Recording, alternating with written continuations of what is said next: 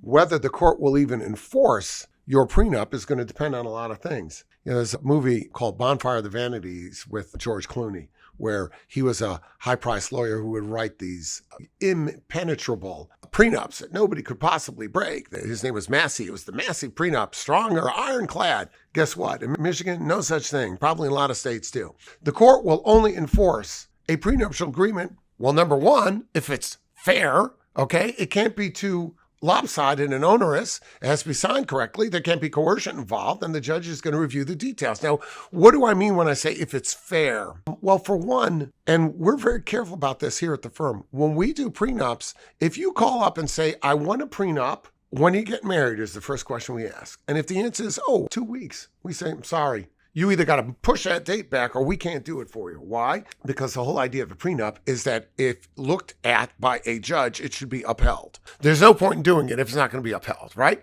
So if somebody's going to say, yeah, I signed it, but I was coerced, I was under duress, I was getting married in 2 weeks, I had to do their gown fittings, and I had to deal with the caterer and the photographer and the video, and it's just so many things, and I just signed it. The court's going to say you didn't give this person enough time to be able to handle it with clear-minded vision on what this thing is. You forced her to do it too quickly. Now, if the wedding's 6 months down the road, that's the time you work on a prenup. The prenup says that the other side reserves the right to have a lawyer of their choosing look it over, and that's the way it should be. And that way it can be negotiated. And that makes it more of a fair contract. Whether the judge will enforce the prenup is going to depend on, is it a fair contract? And irrespective, the court reserves the right to say, you know what? I'm going to enforce it, but A through E are fine. Provision F, I don't like. I'm not enforcing that. I'm going to enforce it, but only to some degree. The court has a very broad discretion here about what it will or will not enforce. So obviously, you've got to keep that fact in mind.